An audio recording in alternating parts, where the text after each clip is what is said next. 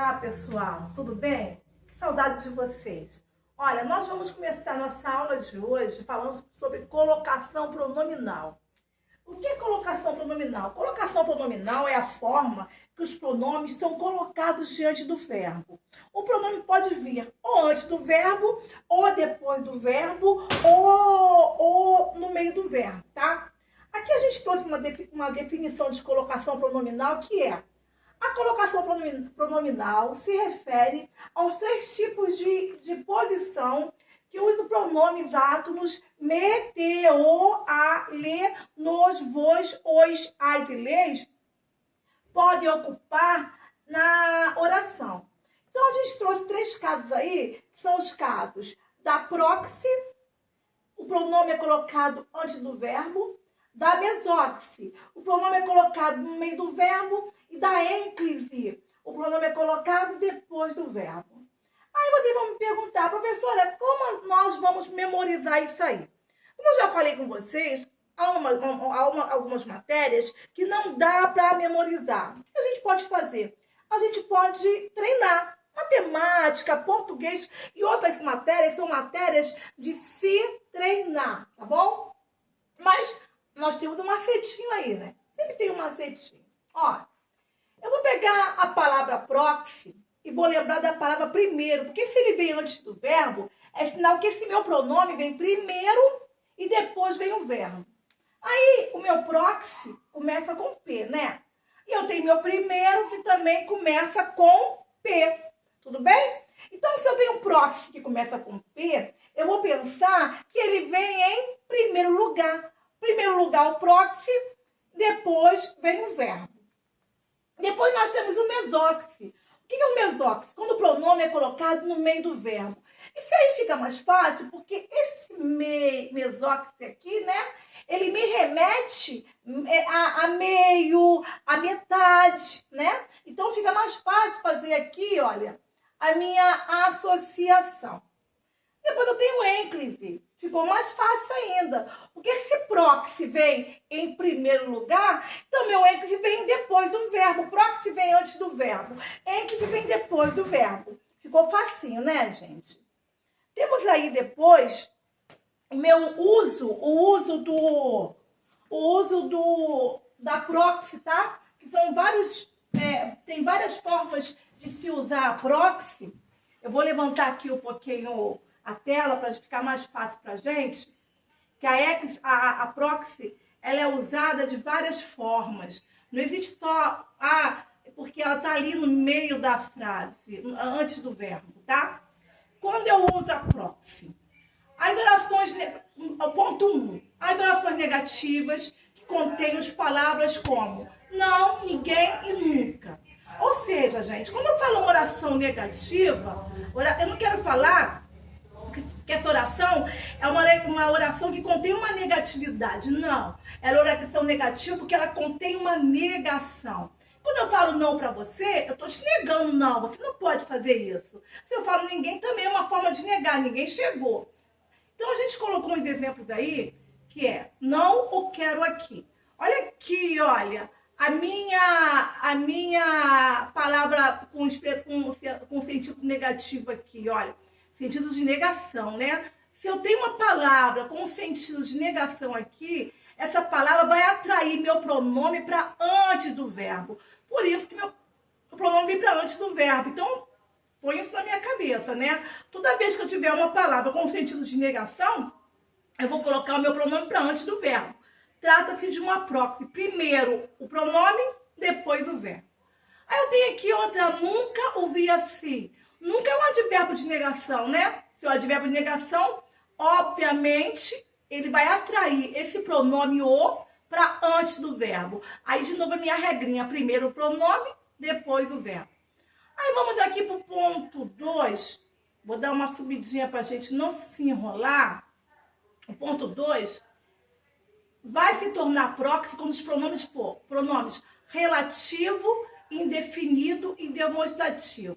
O que é um pronome relativo? O pronome relativo é aquele pronome que ele faz relação, né? Ele faz uma relação ao seu antecedente. Se eu tenho um pronome relativo, eu vou estar falando de alguém que vem antes do meu pronome. Ele vai fazer essa relação, né? Ele vai indicar quem vem antes do pronome. Por isso que ele é chamado pronome relativo. Aqui eu tenho o pronome indefinido. O que é meu pronome indefinido? Meu pronome indefinido é aquele pronome que não define nada. Se eu falo com você, alguém chegou em casa, eu não estou definindo quem chegou em casa. Por isso que ele é pronome indefinido, tá? E eu tenho meu pronome demonstrativo aqui, olha. O que é meu pronome demonstrativo?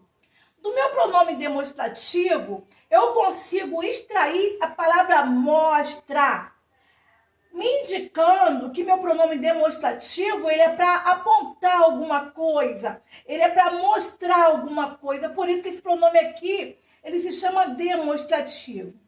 Coloquei logo abaixo alguns exemplos, que foi aí, olha, foi ela que eu fez. Olha aqui meu pronome relativo aqui, olha. Aqui está meu pronome relativo. Por que aqui está meu pronome relativo? Porque ele está fazendo relação a ela. Ela é a palavra que antecede esse pronome, tá? Então, se ele faz uma relação a ela, esse pronome é um pronome relativo. Eu tenho aqui, alguns lhe deram maus conselhos. Se eu falar alguns lhes deram maus conselhos, eu não sei quem deu esse conselho.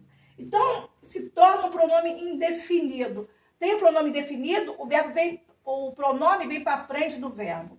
Eu tenho isso, me lembra algo, é o pronome demonstrativo, né? O exemplo de pronome demonstrativo. Outra vez, o pronome é atraído para antes do verbo, né? Eu vou subir um pouquinho aqui para a gente falar do caso 3, nós falarmos do caso 3, tá? Ó, o caso 3, ele é interessante. Vem aí. Verbos antecedidos por advérbios ou expressões adverbiais, exceto quando haja uma vírgula depois do advérbio. Pessoal, se tiver um advérbio, vamos lembrar advérbio, né? Eu tenho advérbio de lugar, de tempo, de modo, de intensidade, de instrumento. É uma gama aí de advérbio. Mas eu tenho que, quando eu trabalhar com advérbio, eu tenho que ver se existe a vírgula. Porque se existe uma vírgula, esse verbo ele se torna uma ênclise, tá? Olha aqui, eu tenho aqui um advérbio de tempo. Ontem me disseram que havia greve hoje. Então, ó, eu tenho aqui um advérbio de tempo. Como eu não tenho uma vírgula, esse pronome vem para antes do advérbio, eu não tenho vírgula aí. Olha lá embaixo, eu tenho outra vez um advérbio de tempo, tá? Agora, descansa-se. Como eu tenho uma vírgula aqui, esse pronome aqui, ele não pode vir para aqui, para perto, para antes do verbo. Ele tem que ficar depois do verbo, tá? Então, nesse caso aqui, olha, eu tenho um caso aqui de ênclise aqui, olha. Minha caneta não está escrevendo aqui. Eu tenho um caso aqui, mas eu tenho um caso aqui de ênclise, tá? Então, toda vez que houver, que houver um advérbio, eu tenho que analisar a posição da vírgula. Eu não posso esquecer isso. Aí no ponto 4, a gente vem com orações exclamativas e orações que exprimam desejo de que algo aconteça. Aí eu tenho aqui, exemplo, Deus me dê forças.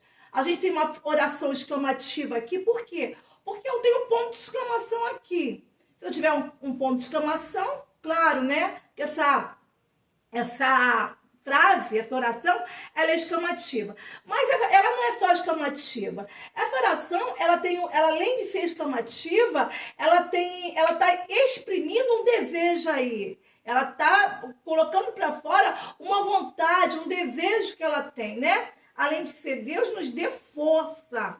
Ela fez um pedido aqui, ela tem um desejo aqui que é de ter força, tá? Então, toda vez que eu tiver uma oração exclamativa, o meu pronome átono, ele vem para antes do verbo, né? Sendo aí uma próclise. Por quê? Porque o meu pronome vem em primeiro lugar. Aí eu tenho aqui, Oxalá me dê a boa notícia. Não é uma oração exclamativa, mas é uma oração que promove, né? E exprime um desejo. Ela emite um desejo aí na oração. Então, são duas orações que eu tenho sempre que ficar guardando, né? Lembrando sempre que é uma matéria que eu preciso treiná-la. Não dá para ir sem treinar. Aí eu tenho aí, gente, a oração oração com conjunções subordinativas. O que são conjunções subordinativas? Eu tenho dois tipos de conjunções. Eu tenho as conjunções coordenadas e as conjunções subordinadas, né? Quem já estudou comigo, eu falo com propriedade que sabe essa matéria. Vai ter que voltar lá nos cadernos antigos porque sabe essa matéria. A conjunção subordinada é uma conjunção que marca uma oração com dependência da outra, né? Uma oração, ela depende da outra para ser compreendida. Essa é a marca, a característica da conjunção subordinada. É unir duas orações que são dependentes uma da outra. A primeira oração depende da segunda oração para ser compreendida. Por isso que é uma conjunção subordinada. É a conjunção de dependência dos termos da oração para que haja uma compreensão. Eu coloquei aí, olha, embora se sentisse melhor, saiu. Se eu falo com você, embora se sentisse melhor, vai ficar uma frase incompleta. Saiu, está completando essa frase, tá? Por isso que se trata embora se trata de uma conjunção subordinada. Conforme ele disse, se eu falo com você conforme ele disse, você com certeza vai ficar esperando o resto da minha frase para você entender. Aí ele completou conforme ele disse. Hoje vou sair mais cedo. Ele completa a frase aqui, tá bom? Então, conforme aí uma conjunção subordinativa. O ponto 6 trata-se do verbo no gerúndio, que eu quero que vocês prestem bem atenção nisso, que ele vai aparecer lá embaixo no próximo, tá bom? Ó, verbo no gerúndio, regido da preposição em. Em se trata, olha, quando tiver, antes da gente pôr exemplo, tá bom? Quando tiver essa preposição em, gente, olha só, eu tenho um verbo no gerúndio. O que é um verbo no gerúndio? São aqueles verbos terminados em NDO. Andando, falando, cantando, partindo, são os verbos no gerúndio. Quando esse verbo no gerúndio vier com a preposição em, esse pronome, ele é atraído para antes do verbo. Uma pergunta que todo mundo me faz, né? Maristela, quando a gente tem um verbo no gerúndio, o pronome, o átomo, né? Ele fica na frente ou atrás do verbo. Então, isso depende do caso do gerúndio, depende da preposição dele. Ele depende da preposição. Se tiver essa preposição, automaticamente, esse pronome átomo, ele vem para frente dele, tá? E aqui no último, em orações interrogativas. Como? Quando te deram a notícia? Quem te presenteou? Tá? Então, quando tiver oração interrogativa, né? Que é a oração que marca uma pergunta, eu vou ter um caso de próximo. O pronome vem na frente do verbo. Nós temos aqui o caso também da mesóclise. Que eu vou parar aqui na mesóclise, tá? Para em outro vídeo a gente falar sobre o ênclise, que é um caso também muito comprido. A mesóclise, gente, não se usa muito a mesóclise mais. Porque, vamos dar na definição. A mesóclise é possível apenas nos verbos no futuro do presente, aquele tempo de certeza, né? Que vai acontecer. Eu falarei amanhã, eu estudarei amanhã. E no futuro do pretérito, eu estudaria amanhã, eu falaria amanhã. Aí já é aquele verbo que não tem mais tanta certeza. Vai acontecer? Vai, mas eu não sei quando vai acontecer, porque é aquele verbo do, olha, aconteceria, falaria, não marcou uma certeza, né? Aí, então, por que eu falo que é um verbo que não se usa mais? Porque olha meu exemplo, olha, orgulhar-me-ei dos meus alunos. Ora, pessoal, ninguém fala mais orgulhar-me-ei dos meus alunos. Então, o uso do mesóclise acabou caindo em desuso. Lembram da variação linguística? Quando nós estudamos variação linguística, E na variação linguística tinha variação histórica, que são palavras que se usavam antigamente e agora não se usam mais. Eu usei até um exemplo com vocês. Quando a gente conhecia um rapaz muito bonito, a gente falava assim, poxa, mas aquele rapaz é um pão, ele é um pãozinho. Você não vê ninguém chamando o rapaz por dentro de pão, nem de pãozinho. Essa expressão, ela caiu em desuso. Então, se tratando aí de uma variação histórica. É o caso da mesóclise. O uso da mesóclise, na verdade, ele caiu em desuso porque ninguém fala mais, né? Orgulhar-beria. Ninguém usa mais expressões como essa, tá bom? Nós vamos parar aqui e em outro vídeo nós vamos falar sobre o uso da ênclise, tá? Espero que vocês tenham entendido a matéria e olha, um beijo. Saudades de vocês, tá? Amo.